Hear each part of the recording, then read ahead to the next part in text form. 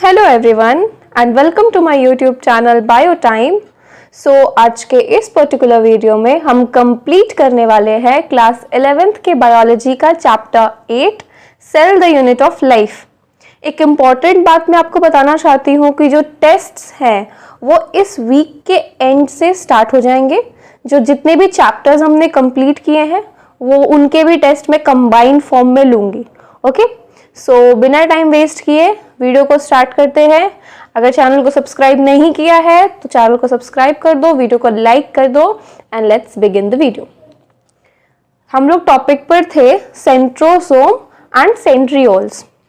Centrosome एक organelle है जो कि यूजुअली कंटेन करता है दो सिलेंड्रिकल स्ट्रक्चर्स को, जिसे सेंट्रियोल्स कहा जाता है। ये सराउंडेड होता है एमॉर्फस पेरीसेंट्रियोलर मटेरियल्स से।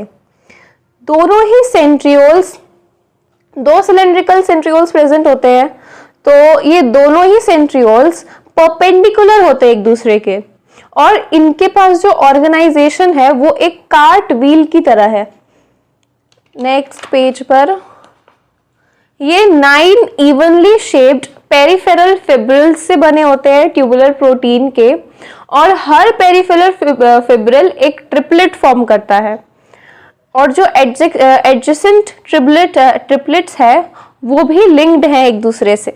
जो सेंट्रल पार्ट है प्रॉक्सिमल रीजन में सेंट्रियोल का, वो एक प्रोटीनेशियस होता है और उसे हब कहा जाता है, जो कनेक्टेड होता है पेरिफेरल फिब्रिल्स से ट्यूब्यूल्स की हेल्प से। वो जो पेरिफेरल फिब्रिल्स जो ट्रिपलेट्स होते हैं उनमें ये कनेक्टेड होता है, उनसे भी कनेक्टेड होता है। जो सेंट्रल पार्ट होता है ट्यूब्यूल्स के जरिए कनेक्टेड होता है उसके, और जिसे रेडियल स्पोक्स कहा जाता है। रेडियल स्पोक्स के बारे में हमने पहले डायग्राम्स में समझा भी है। सो रेडियल स्पोक्स वो भी प्रोटीन का बना होता है, उससे ये सेंट्रल पार्ट से कनेक्टेड होता है। क्या? पेरिफेरल फिब्रिल्स के ट्यूब्यूल्स कनेक्टेड होते हैं रेडियल स्पोक्स से। अब नेक्स्ट लाइन है कि जो सेंट्रियोल है वो फॉर्म करता है बेसल बॉडी को सीलिया और फ्लैजेला का। स्पिंडल फाइबर्स फॉर्म करता है जो स्पिंडल अपैरेटस बनाता है सेल डिवीजन के दौरान एनिमल सेल्स में। Now let's come to next topic, nucleus. Nucleus एक सेल ऑर्गेनल है जिसे रॉबर्ट ब्राउन ने डिस्क्राइब किया था। इस चैप्टर के स्टार्टिंग में भी हमने देखा था कि रॉबर्ट ब्राउन के बारे में मेंशन किया गया था, एंड ये 1831 में उन्होंने डिस्क्राइब किया था। इसमें जो न्यूक्लियस का मटेरियल है, लेटर आगे न्यूक्लियस के मटेरियल जो स्टेन होते हैं बेसिक डाइज से, न्यूक्लियस के मटेरियल जो बेसिक डाइज से स्टेन होते हैं उसे क्रोमैटिन नाम दिया गया साइंटिस्ट फ्लेमिंग के द्वारा। फ्लेमिंग साइंटिस्ट ने क्रोमैटिन नाम दिया है। चैप्टर के स्टार्टिंग में भी मेंशन था, रॉबर्ट ब्राउन के बारे में मेंशन था, और जिन्होंने पहली बार लाइव सेल को देखा था यानी कि एंटोन वॉन लुएकहॉक ने देखा था, जो वो मेंशन है स्टार्टिंग में चैप्टर के। और न्यूक्लियस में जो इंटरफेज न्यूक्लियस होता है ना, ऐसा न्यूक्लियस का सेल का न्यूक्लियस जब वो डिवाइड ना कर रहा हो, ऐसे फेज में जब वो होता है इंटरफेज में, उस टाइम न्यूक्लियस डिवाइड नहीं कर रहा होता है, तो उसके स्ट्रक्चर को समझना काफी आसान हो जाता है। तो वो हाईली एक्सटेंडेड होता है और इलैबोरेटेड न्यूक्लियो प्रोटीन उसमें प्रेजेंट होते हैं, जिसे क्रोमैटिन कहा जाता है। क्रोमैटिन के बारे में हमने देखा अभी, जो नाम फ्लेमिंग ने दिया था। देन उसमें न्यूक्लियर मैट्रिक्स प्रेजेंट होता है, और एक या एक से ज्यादा स्फेरिकल बॉडीज प्रेजेंट होता है, जिसे न्यूक्लियोलाई कहा जाता है। सिंगुलर फॉर्म में न्यूक्लियोलस।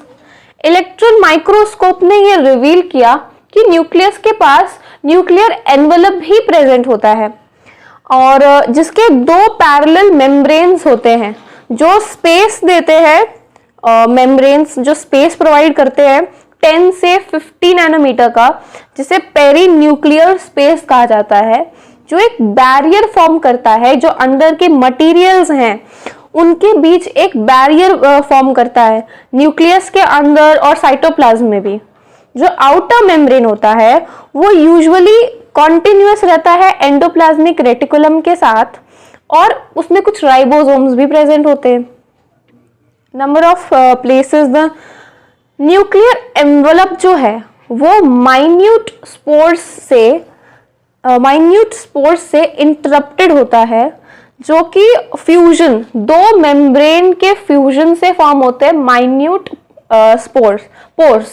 ठीक है, तो ये जो न्यूक्लियर पोर्स है ये पैसेज बनाते हैं जिससे आरएनए का मूवमेंट हो सके और प्रोटीन मॉलिक्यूल्स का मूवमेंट हो सके, जो दोनों ही डायरेक्शन में, न्यूक्लियस के बीच भी और साइटोप्लाज्म में भी।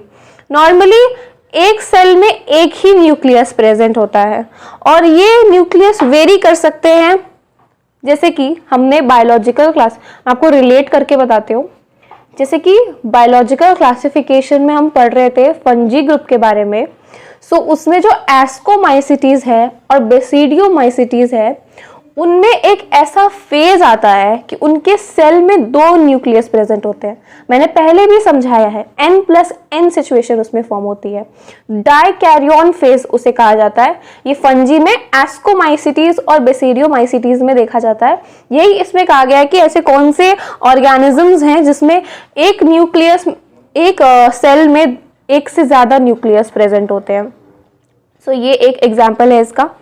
और ऐसे कुछ मैच्योर सेल्स होते हैं जिनमें न्यूक्लियस प्रेजेंट ही नहीं होता, जैसे इराइथ्रोसाइट्स। इराइथ्रोसाइट्स क्या होते हैं? आरबीसी होते हैं।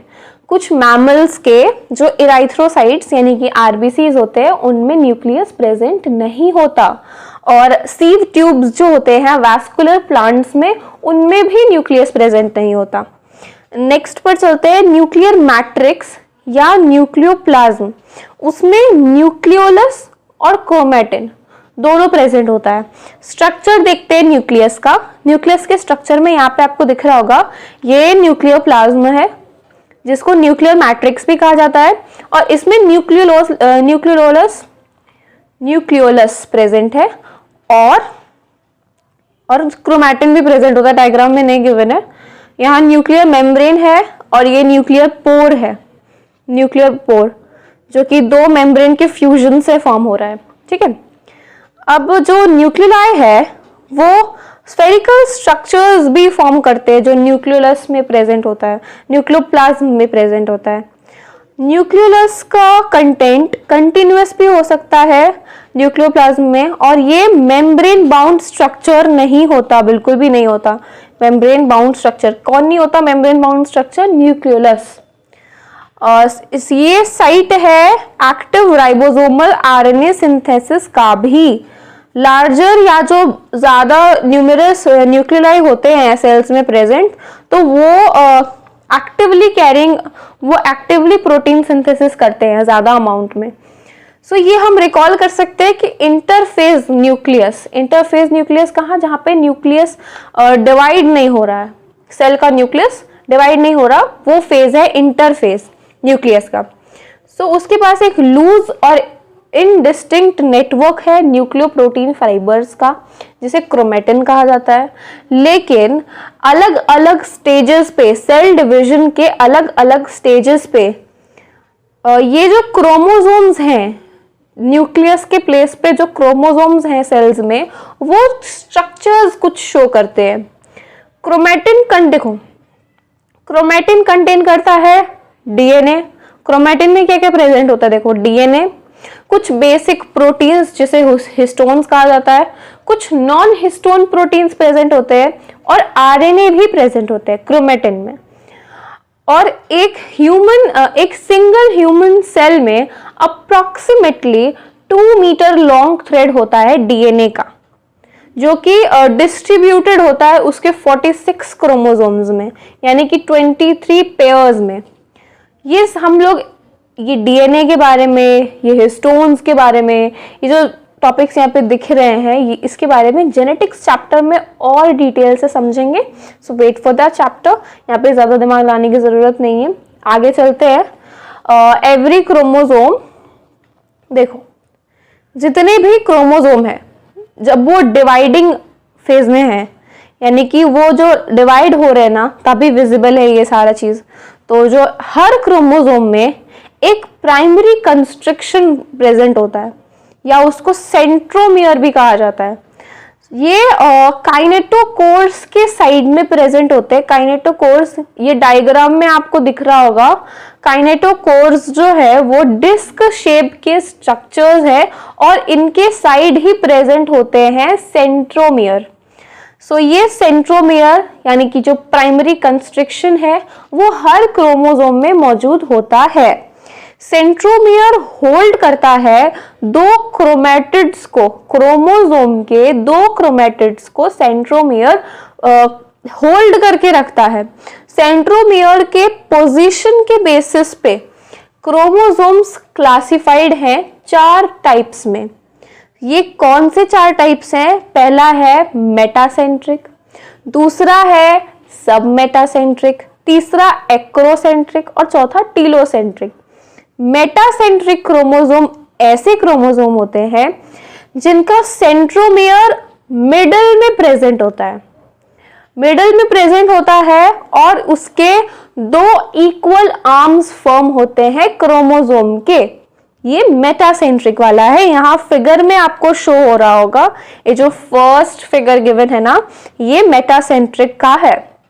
ये सेंट्रोमियर मिडल में प्रेजेंट है और ये 2 इक्वल पार्ट्स में आर्म्स को डिवाइड कर रहा है क्रोमोसोम के। नेक्स्ट है सब मेटासेंट्रिक। सब मेटासेंट्रिक क्रोमोसोम जो है वो मिडल से थोड़े से दूरी पर हैं क्रोमोसोम के, जिससे कि क्या एक आर्म शॉर्ट है और दूसरा आर्म लॉन्गर है, डायग्राम में जैसे शो हो रहा है। Next we come to acrocentric.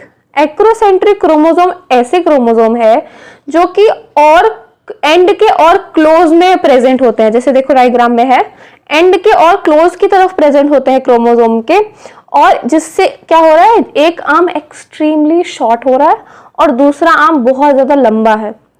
Next है टीलोसेंट्रिक, जिसमें टर्मिनल क्रोमोसोम होता है।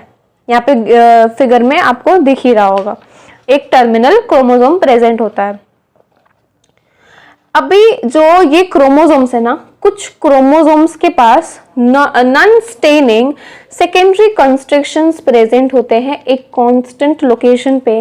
फिगर पे वापस जाते हैं, जो ये मेटासेंट्रिक का फिगर गिवन है, इसके टॉप में देखो कुछ ऐसे कंस्ट्रक्शंस दिख रहे हैं जिन्हें सेकेंडरी कंस्ट्रक्शंस कहा जाता है। ये कांस्टेंट है अपने पोजीशन पे, और ये क्या है कि ये अपीयरेंस दे रहा है, छोटे फ्रेगमेंट्स की तरह अपीयर कर रहा है, तो इसलिए इसको सैटेलाइट कहा जाता है। Next microbodies. Microbodies membrane bound minute vesicles हैं।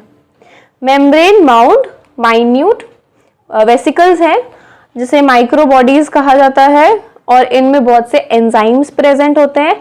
ये दोनों ही प्लांट और एनिमल सेल्स में प्रेजेंट होते हैं। सेंट्रियोल्स आपको याद होगा, ये सिर्फ एनिमल सेल में प्रेजेंट होता है, प्लांट सेल्स में प्रेजेंट नहीं होता। लेकिन माइक्रोबॉडीज प्लांट सेल्स में भी प्रेजेंट होते हैं और एनिमल सेल्स में भी प्रेजेंट होते हैं। यहाँ पर चैप्टर खत्म होता है। अगर आपने वीडियो को लाइक नहीं किया सो लाइक करो, चैनल को सब्सक्राइब करो। नेक्स्ट चैप्टर मुझे कमेंट सेक्शन में बताना कि मुझे कौन सा कराना है। That is it for this video.